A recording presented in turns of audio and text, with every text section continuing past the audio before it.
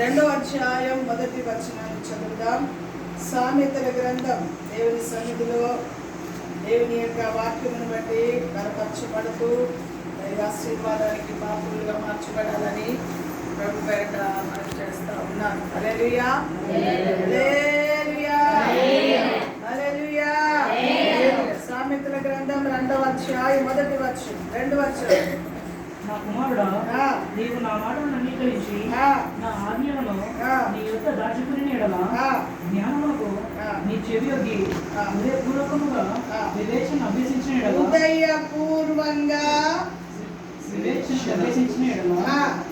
తెలివికై ముర్రపెట్టిన ఎడల వివేచనకై మనవి చేసిన ఎడల వెండిని వెతికినట్లు దాన్ని వెతికిన ఎడల దాచబడిన ధనమును వెతికినట్లు దాన్ని వెతికిన ఎడల యెహోవా యందు భయభక్తులు కలిగించుట ఎట్టిదో గ్రహించగలవు. సర్వశక్తి మందులైన దేవా, పరిశుద్ధుడైన తండ్రి, నీ ఘనమైన ఉన్నతమైన పరిశుద్ధమైన నామాన్ని బట్టి స్తోత్రాలు వందనాలు చెల్లిస్తున్నాను. చదువుబడిన లేఖన భాగంలో నుంచి శ్రద్ధగా సూటిగా మీరు నాతో మాట్లాడండి స్వామి. నన్ను మమ్మల్ని బలపరచండి. వాకు వెల్లడి అవుచుండగా ప్రతి హృదయం తెరవబడినట్లుగా, ప్రతి మాట మంచి నేల మీద మనకి విత్తనంగా మార్చబడినట్లుగా, క్రియారూపంలో కార్యసిద్ధి జరుగునట్లుగా నీ కృప దయచేసి నడిపించి నాన్ని తెచ్చుకున్నాను. ప్రాణాత్మ శరీరం నీ చేతిలోకి సమర్పణ చేస్తున్నాను. యేసు నామాన్ని బట్టి వేడుకుంటాం తండ్రి. ఆమేన్, ఆమేన్ చెప్తామా? దేవుని బిడ్డలారా, ఆయన మాటకు మనము చెవు ఏం పెట్టాలంట? అంగీకరించి. 1వ వచనం 2వ వచనం మళ్ళా చదువు ఒకసారి. నా కుమారుడా, నీవు నా మాటలను అంగీకరించి నా ఆజ్ఞలను నీ యొద్ద దాచుకునిన ఎడల జ్ఞానమునకు నీ చెవియొగ్గి హృదయపూర్వకముగా హృదయపూర్వంగా దేవుని వాక్యానికి మనం ఏం చేయాలంట? హృదయపూర్వంగా హృదయపూర్వంగా చెవియొగ్గి ఆయన మాటలు మనం ఏం చేయాలంట? అంగీకరించిన ఎడల హృదయములో వాటిని దాచుకొనిన ఎడల. ఆయన మాటలు ఎప్పుడు కూడా దేవుని పిల్లలమైన మన జీవితాలలో దేవుని మాటకు చెవియొగ్గి. చాలా మంది దేవుని మాట వింటారు, కానీ అది హృదయంలో భద్రపరచుకునే అనుభవాలు ఉండదు. హృదయంలో భద్రపరచుకొని వాటి ప్రకారంగా నడిచే అనుభవాలు లేని కారణాన్ని బట్టి అనేకమైన ఆశీర్వాదాలు మనం పోగొట్టుకుంటున్నామని చెప్పడానికి ఏ విధమైన సందేహం లేదు. జ్ఞాని అయిన సొలొమోను చెప్తున్న మాట ఏంటంటే, దేవుని వాక్యానికి హృదయపూర్వంగా చెవియొక్కి వాటిని విని, అంతేకాదు వాటిని హృదయములో ఏం చేయాలి? భద్రపరచాలి అని రాయబడింది. ఏం చేయాలండి? హృదయములో భద్రపరిచిన ఎడల దేవుని యొక్క ఆశీర్వాదాలు ఎప్పుడు కూడా మన బ్రతుకులో ఆయన ఏ రోజు కూడా మనల్ని విడిచిపెట్టేవాడు కాదు. ప్రభు మాటకు వినడమే కాదు, విని వాటిని మన హృదయంలో భద్రపరచుకొని వాటి ప్రకారంగా నడవడానికి మన జీవితాన్ని కనుక సమర్పణ చేస్తే వారిని ఆయన కనిపెట్టే దేవుడై ఉన్నాడు. వారిని కనిపెట్టి వారి బ్రతుకులో అద్భుతాలు చేసే దేవుడు నీవు నేను ఆరాధించే దేవుడు. స్తోత్రం, హల్లెలూయా, హల్లెలూయా. అందుకే ఎప్పుడు కూడా దేవుని యొక్క వాక్యాన్ని చదవాలి. చదవడమే కాదు, వినాలి. వినడమే కాదు, విని వాటిని మన హృదయంలో ఏం చేసుకోవాలి? భద్రపరచడానికి. చాలా చక్కగా రాయబడింది అక్కడ. ఆయన మాట గైకొని అంట, ఆయన మాటలు హృదయములో లోపల భద్రపరచుకోవాలన్న. ఎప్పుడైతే లోపల భద్రపరచుకోవడానికి మన జీవితాన్ని కనుక సమర్పణ చేస్తూ ఉంటామో ఖచ్చితంగా గొప్ప ఆశీర్వాదానికి దేవుడు మనల్ని పాత్రులుగా మారుస్తారని చెప్పడానికి ఏ విధమైన సందేహం లేదు. దేవుని వాక్యానికి విధేయత చూపి వాక్యానుసారంగా బ్రతుకుని సరి చేసుకొని చక్క చేసుకొని సాగిపోయే వారి బ్రతుకులో ఏది లోటు చేయడు ఆయన. ఖచ్చితంగా మన కోరికలను సఫలం చేస్తాం. ఖచ్చితంగా మన ఆశలు నెరవేరుస్తాం.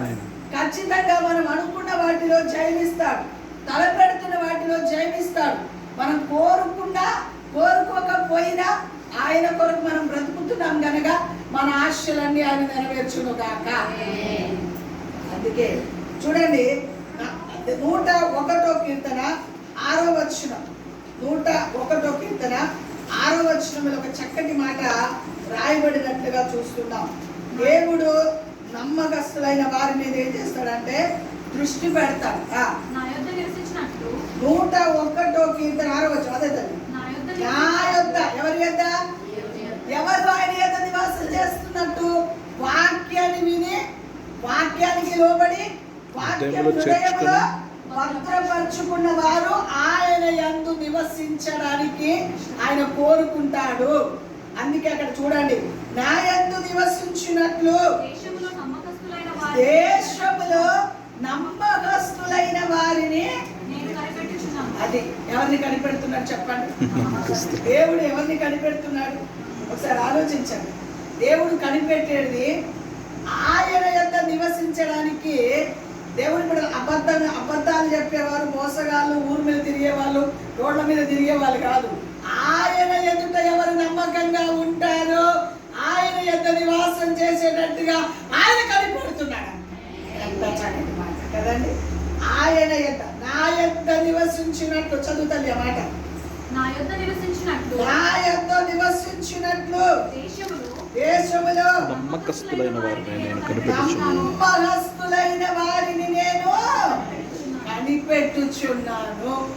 ఎవరు నమ్మకస్తులైన వారు? దేవుని వాక్యం విని, దేవుని వాక్యానికి విధేయత చూపి, ఆ వాక్యాన్ని హృదయంలో భద్రపరుచుకొని, ఆ వాక్యానుసారంగా నడిచేవారు దేవుని దృష్టిలో నమ్మకమైన వారు. వారు ఎక్కడ నివాసం చేయాలని కనిపెడుతున్నాడంట? ఆయన యొక్క నివాసం చేయాలని దేవుడు కనిపెడుతున్నాడు. ఎంత చెప్పలేటండి ఒకసారి. ఆయన యొక్క నివాసం చేయడానికి దేవుడు వారి కొరకు కనిపెడుతున్నాడు అంటే దేవుని యొక్క లేఖనం. దేవుని బిడ్డలారా, లోకంలో ఉన్న వారందరినీ కనిపెట్టాడు. ఎవరు నా యొద్ద ఉండాలని ఇష్టపడుతున్నారని ఆయన ఆలోచన. అంటే ఆయన వాక్యానికి విధేయత చూపేవారు, వచ్చిపోయేవారు కాదు. దేవుని బిడ్డలారా, లేకపోతే లోక సంబంధంగా తిరిగే వారి కొరకు కాదు. వాక్యానికి విధేయత చూపి, వాక్యానికి లోబడి, వాక్యం విని, విశ్వసించి, దేవుని సన్నిధిలో వాక్యాన్ని హృదయంలో భద్రపరచుకొని, వాక్యానుసారంగా ఎవరు నడవడానికి ఇష్టపడతారో వారి మీద దేవుడు దృష్టి పెట్టి వారు ఎల్లప్పుడూ నా యందే నివాసం చేయాలని దేవుడు కనిపెడతా ఉన్నాడు అన్నమాట. స్తోత్రం, హల్లెలూయా. కాబట్టి ప్రభు ఎవరిని కనిపెడతాడంటే ఆయన ఎంత నమ్మకమైన వారిని కనిపెడతాడు. నమ్మకమైన వారిని కనిపెట్టి ఏం చేస్తారో తెలుసా? మనం ఏది అడిగినా అడగకపోయినా వారికి కార్యం చేయడానికి దిగి వస్తాడు దేవుడు. మనం అడగకపోయినా ఆ సమయం వచ్చినప్పుడు ఖచ్చితంగా దేవుడు తన కార్యాలు జరిగిస్తాడు అని చెప్పడానికి ఏ విధమైన సందేహం లేదు. చూడండి, యెషయా ప్రవచన గ్రంథం 5వ అధ్యాయం 2వ వచనం చదువుదాం. యెషయా ప్రవచన గ్రంథం 5వ అధ్యాయం 2వ వచనం. ఆయన దానిని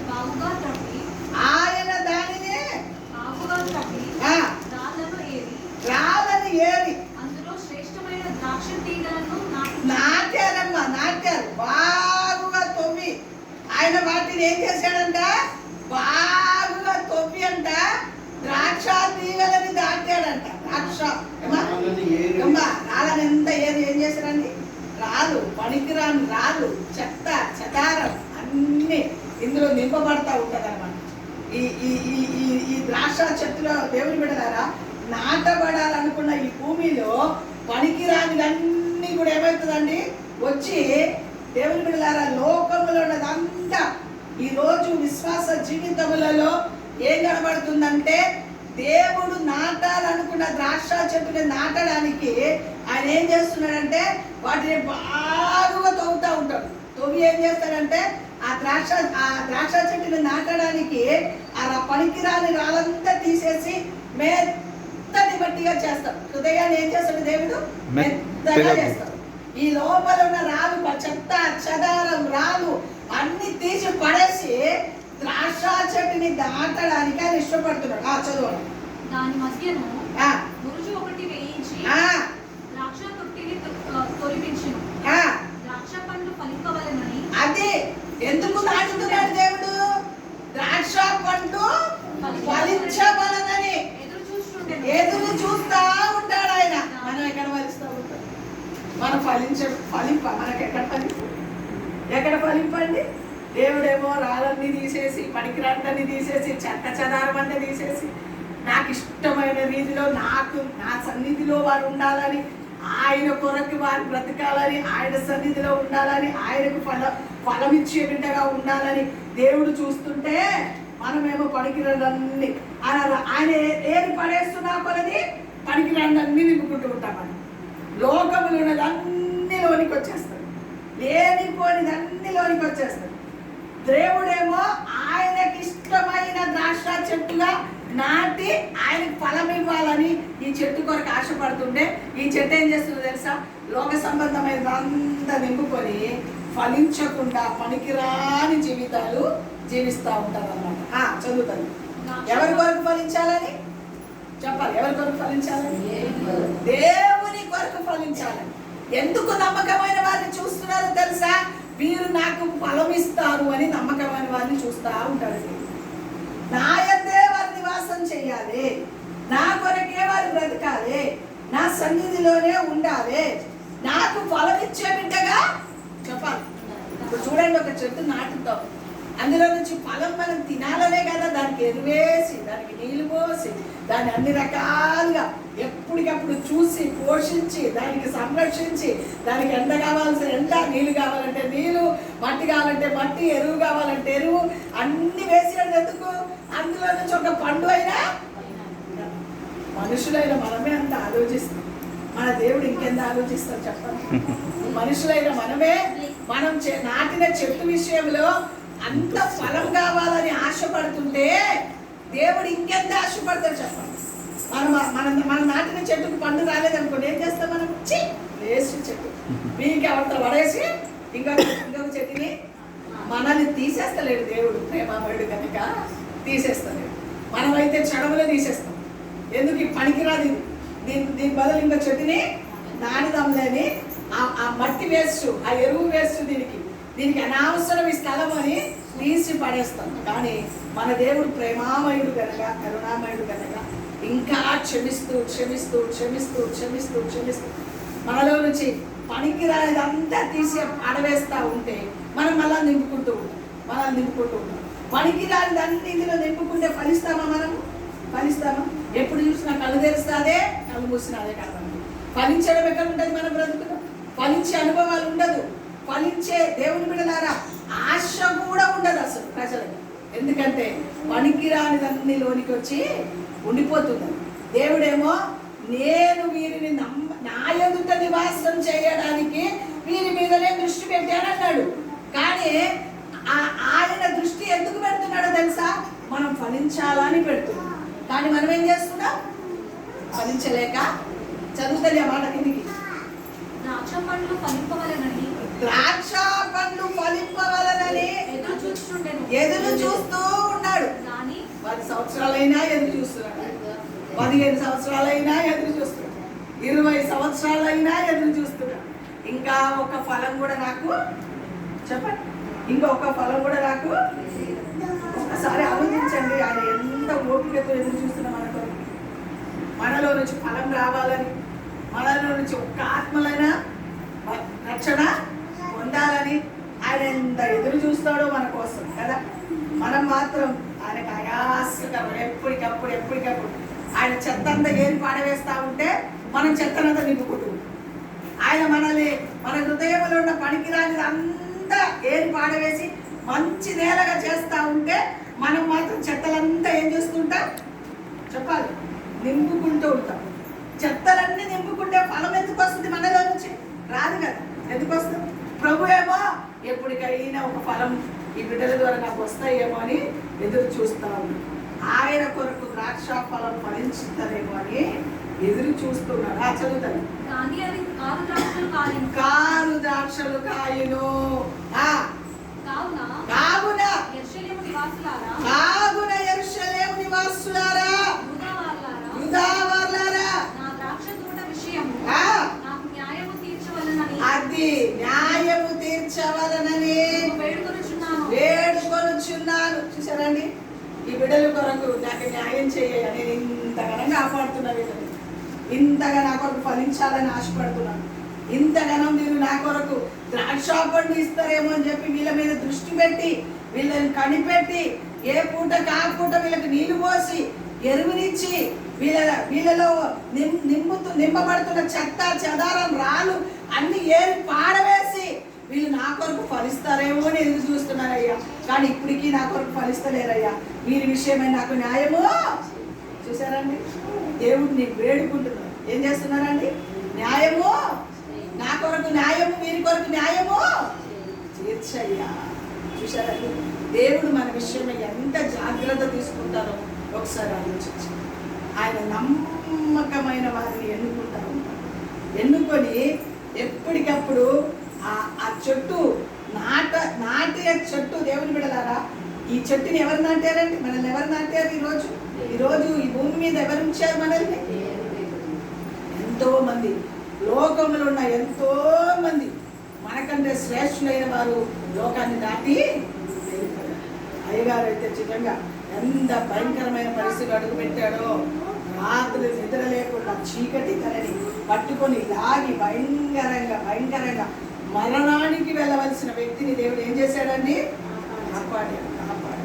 దాని కొరకు కృతజ్ఞతగా తన జీవితాన్ని సమర్పణ చేసుకొని దేవుని సన్నిధిలో నిత్యం ఉండడానికి ఇష్టపడతా ఉన్నాడు.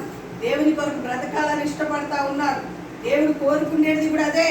ఎప్పుడు కూడా నా కొరకు బ్రతకాలి, నా పిల్లలు నాకు నా సన్నిధిలో ఫలించే బిడ్డలుగా ఉండాలి, నా కొరకు బ్రతకాలి. ఇలాంటి వారి మీద దేవుడు ఏం చేస్తున్నాడంట? దృష్టి పెడుతున్నాడంట. ఫలించాలని ఎంతో ఆశతో భూమి మీద మనల్ని ఉంచితే మనం ఏం కాస్తున్నామంట? కారు ద్రాక్ష కాస్తూ ఉన్నామన్నమాట. దేవుని బిడ్డలారా, ఎప్పుడు కూడా దేవుని పిల్లలు మన జీవితాలలో ఫలించి అనుభవంలోకి మనం మార్చబడాలి. ప్రార్థన అనుభవం, సహవాస అనుభవం, దైవ కార్యాలు చేసే అనుభవం. ఎప్పుడు కూడా దేవుని సన్నిధిలో మనం ముందుకు వెళ్ళినప్పుడు ఖచ్చితంగా శక్తివంతుడైన దేవుడు మన బ్రతుకులో ఆయన కోరుకునే ఫలమును మనం ఆయనకి ఇవ్వడానికి ఇష్టపడితే మనం కోరుకున్న కార్యాలు ఆయన జరిగిస్తాడు. ఆయన కోరుకున్న ఫలం మనలోకి బయటకు వస్తే మనం కోరుకున్న వాటిని దేవుడు జరిగిస్తాడు. అది దేవుని యొక్క ఆశ, దేవుని యొక్క కోరిక అని చెప్పడానికి ఏ విధమైన సందేహం లేదు. లూకాసు వార్త 13:7 చదువుమా. లూకాసు వార్త 13:7 వాక్యాలు హృదయంలో పెట్టుకున్న వాళ్ళే ఫలిస్తారు. వాక్యం మీద ఆధారపడిన వారి మీద దేవుడు నమ్మిక ఉంచుతాడు. దేశంలో నమ్మకమైన వారిని నా ఎదుట నివాసం చేయడానికి కోరుకుంటున్నారన్నాడు. ఆయన ఎదుట నివాసం చేసే వారు ఫలిస్తారు. కారు ద్రాక్ష కాదు, మంచి ఫలము దేవునికి ఇవ్వడానికి. లేదంటే ప్రభువా న్యాయం చేయనైనా అని కోరుకుంటాడు. ఇదిగో వీళ్ళ విషయమే న్యాయము తీర్చయ్యా అని అడుగుతున్నారు. చదువమ్మా. లూకాసు వార్త 13:7 ఇదిగో 3 ఏండ్ల నుండి నేను ఈ అంజూరపు చెట్టున పండ్లు వెతుకుచున్నాను. లూకాసు వార్త 13:7 అదే తల్లి వెతుకుచున్నాను. గాని ఎన్ని ఏళ్ళ నుంచి మన దగ్గర మన విషయంలో ఎన్ని సంవత్సరాలు చూస్తున్నాడు చెప్పండి? ఆయన ఆ 3 ఏళ్ల కొరకే బాధపడిపోతున్నాడు. మన విషయం ఎన్ని సంవత్సరాలు చూస్తున్నాడు చూడండి, ఒకసారి ఆలోచించండి. 3 ఏళ్ల నుంచి అంజూర చెట్టు యొక్క ఫలమును ఏమీ దొరకలేదు. ఎంత బాధ ఉంటుందండి, ఎంత బాధతో చెప్తున్నాడు ఆ మాట. రోజు పోతున్నాడు పాపం అంజూర చెట్టు దగ్గరికి, సంవత్సరం పోతున్నాడు, రోజు పోతున్నాడు. ఒక్క కాయ కూడా కనబడతలేదు. ఏమన్నాడు? చదువు. దీనిని 3 సంవత్సరాలకే నరికివేయమంటే మరి ఎన్ని సంవత్సరాలు అయింది చెప్పండి అమ్మా? 7 సంవత్సరాలు అయింది. ఒకసారి ఆలోచన లెక్క చేసుకోండి. ఎన్ని సంవత్సరాలు అయింది మనం రక్షింపబడి? అమ్మా ఎన్ని సంవత్సరాలు అయింది? ఒక్కొక్కరు కొన్ని ఏళ్ళు అయిపోయినాయి మనం రక్షింపబడి. ఒక్క ఫలమైనా ఇస్తుందమ్మా దేవుని కోసం. ఒక్క ఫలం. కాయ మీద నైనా చెత్త చెదారాన్ని తీసేసి నిన్ను నేను నాటాను, మంచి నేలగా తయారు చేసి నిన్ను నాటాను. ఇదిగో కావలసిన ఎరువుని ఇస్తున్నాను, తిండి ఇస్తున్నాను, తింటున్నా పట్టున్నా అంతే. ఫలించే అనుభవాలు మాత్రం ఉందా? ఉన్నాయమ్మా? ఫలించే అనుభవాలు ఉన్నాయా? ఇప్పటికైనా ఫలించడం పోని రోజు రోజుకి ఆసక్తి తగ్గిపోతున్నాయి ప్రజలలో, రోజు రోజు ఆసక్తి తగ్గిపోతున్నాయి, ప్రార్థనా జీవితం తగ్గిపోతున్నాయి, సహవాస జీవితాలు తగ్గిపోతున్నాయి కదండి. దేవుని సన్నిధి అంటేనే ఏం లేదు, ఆశ లేని బ్రతుకు. ఇక్కడ 3 సంవత్సరాల ఆ యొక్క పండు దేవుని బిడ్డ ఏ చెట్టు అది? అంజూర చెట్టు. ఏ చెట్టమ్మా? అంజూర చెట్టు దగ్గరికి వెళ్ళి 3 సంవత్సరాలు చూస్తా ఉన్నారు. నరికి వేయమంటే ఏమంటుందో చూడండి. దీని వలన ఈ భూమి ఎలా వ్యర్థమైపోవాలని అదే ఆలోచన మన విషయమే ఉండడానికి ఎప్పుడో అవుతుంది అనుకోండి, ఎప్పుడో అయిపోయింది మన జీవితం. అవునా? ఇంకా మన మీద దేవుడు ఏం చేస్తున్నాడండి?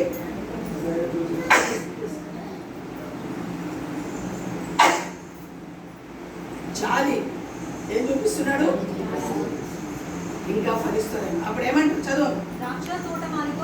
ద్రాక్ష తోటమాలితో చెప్పాను. అయితే అయ్యా నేను దాని చుట్టూ త్రవ్వి తొక్కుతానయ్యా, దానికి ఎరువేస్తానయ్యా, ఎరువు పట్టుకు ఈ సంవత్సరం కూడా ఉండనివయ్యా, అది ఫలించిన సరే లేని ఎడల నరికివేయమని అతనితో దేవుడు 2024 వరకు చూస్తానే. చెప్పండి హల్లెలూయా కదా. 2024 ఎందుకు ఇచ్చాడు దేవుడు మనకు? ఫలించడం కదా. ఆ రోజు 3 సంవత్సరాల చెట్టు కొరకే అంత బాధపడ్డాడు. ఇప్పుడు ఎన్నో సంవత్సరాల నుంచి విశ్వాస జీవితంలో ఉన్న మన బ్రతుకులో ఫలించకపోతే ఏం చేస్తా అంటున్నాడు?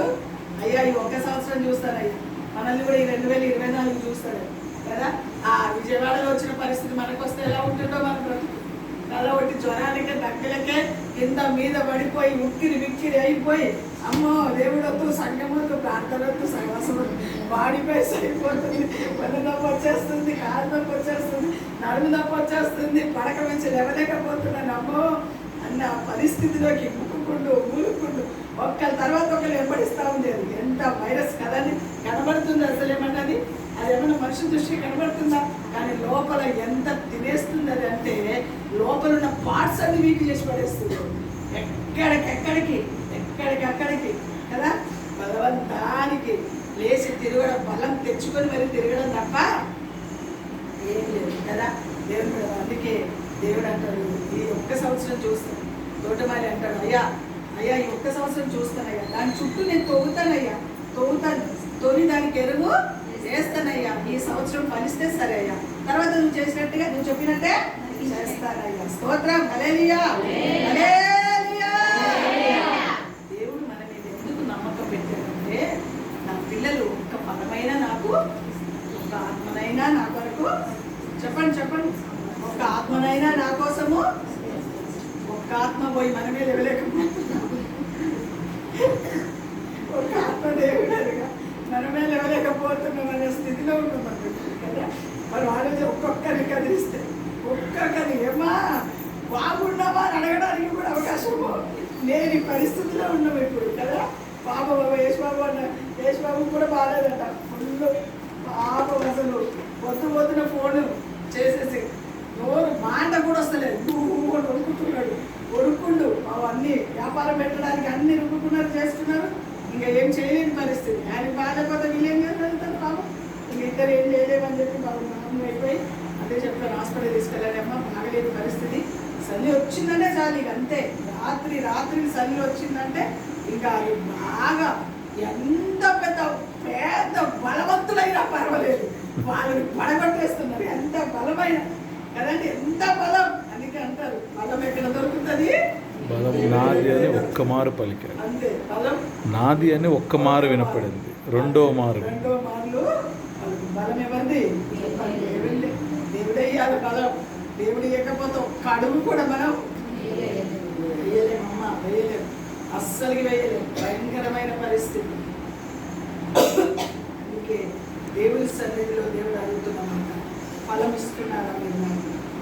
మీ సంగతి మీరే చూసుకోండి. అన్ని రాళ్ళన్నీ నింపుకుంటా ఉన్నారు.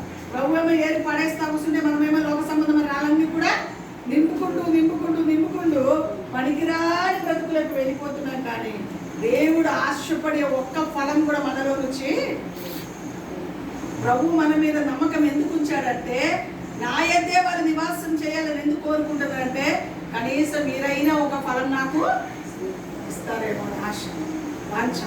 కాబట్టి దేవుని బిడ్డలారా, ఎలాంటి పరిస్థితులు మనకి ఎదురైనా ప్రభువుకి ఇష్టమైన ఫలాన్ని దేవునికి ఇవ్వడానికి మన జీవితాన్ని సమర్పణ చెయ్యాలని ప్రభు పేరట మనవి చేస్తాం. కారు ద్రాక్ష అస్సలు కాయొద్దు.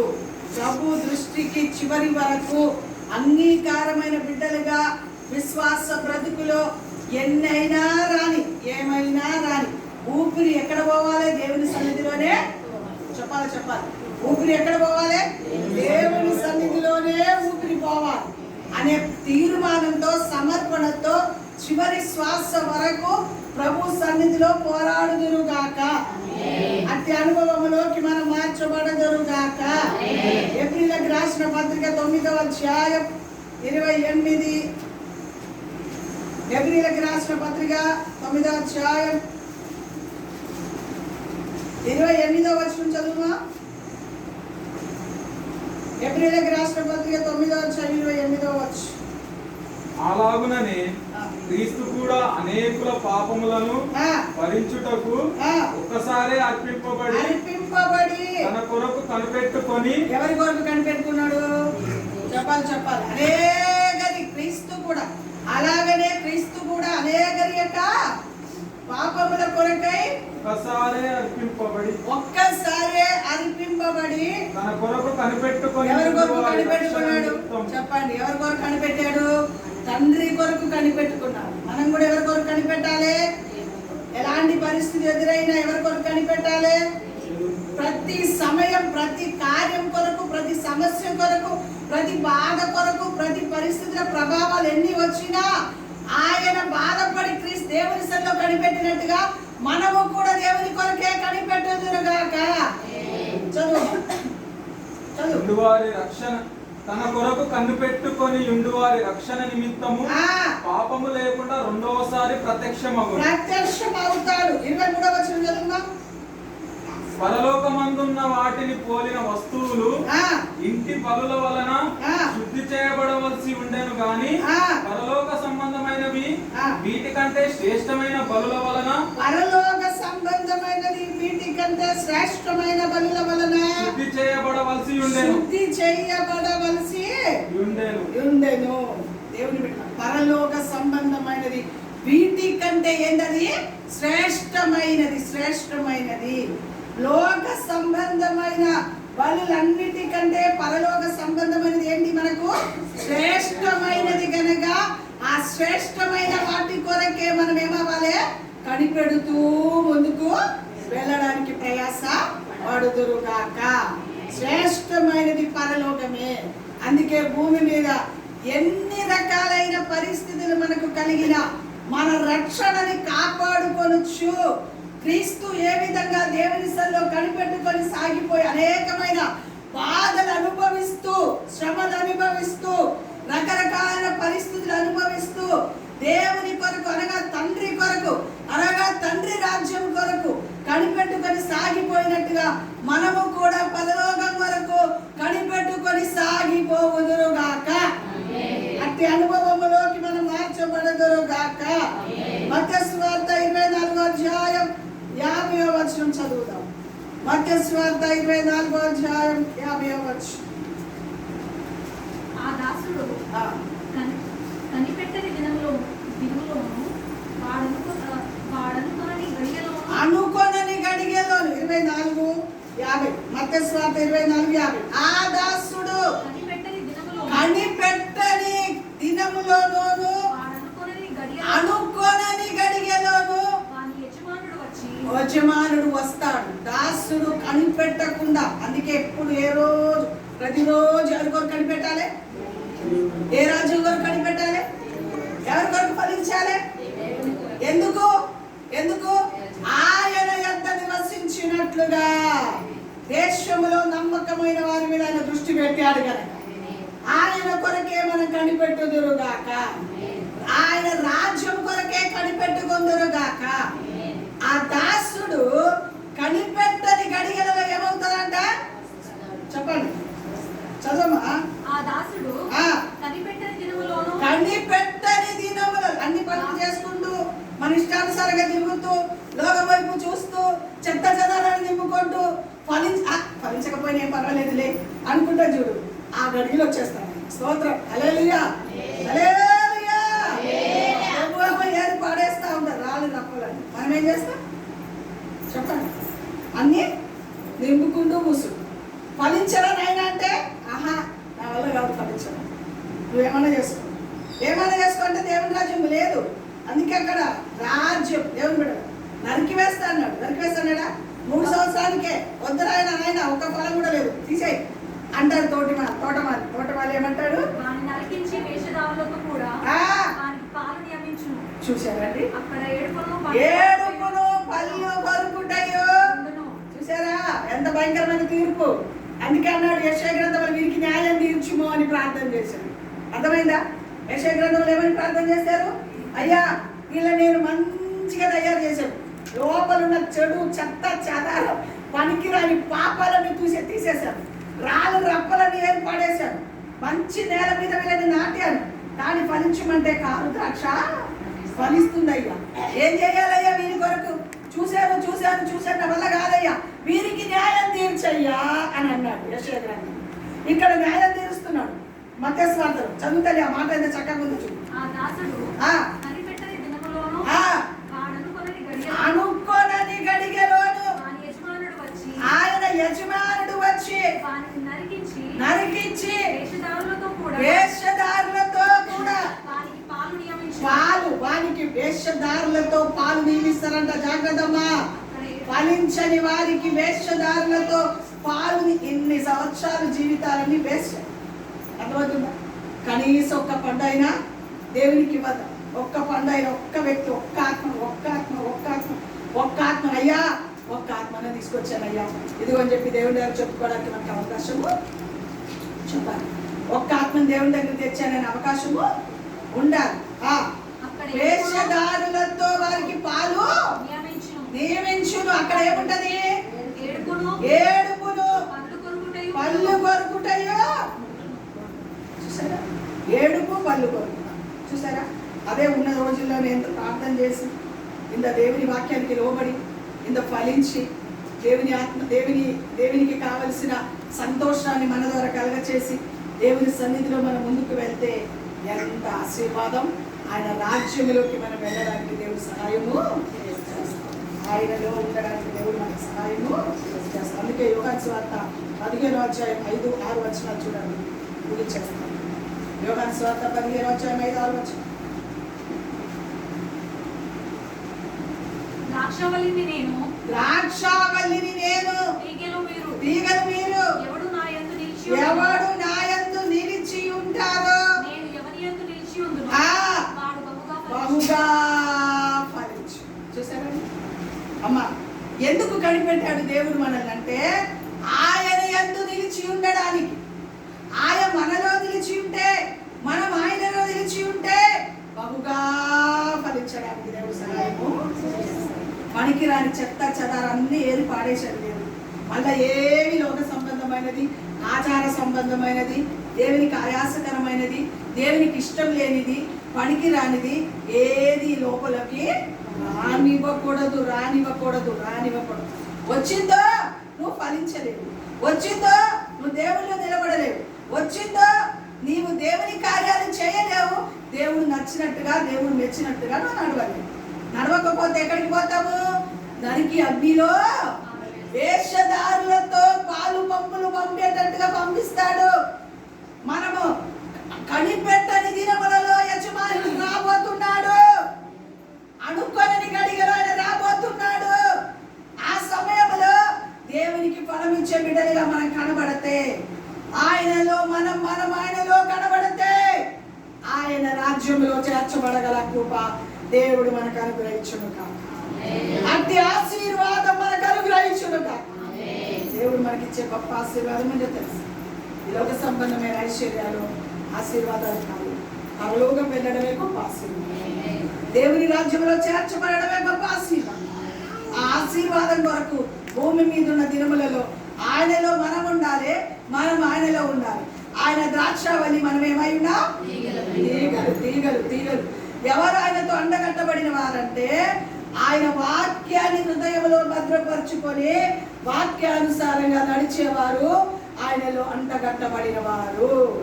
ఫలించేవారు, ఆయనలో అంటగట్టబడేవారు. ఈ మంచి నేల అంత పనికిరండి ఏరి పాడేసి దేవుడు తన మంచి నేల మీద తన చెట్టుని, ద్రాక్ష చెట్టుని, నిన్ను నన్ను నాటాడు. ఎవరు మంచి ద్రాక్ష పండు ప్రభువుకి ఒక ఫలం ఇస్తారో వారు దేవునిలో నాటబడిన వారు, వారు పరలోక రాజ్య వారసులు.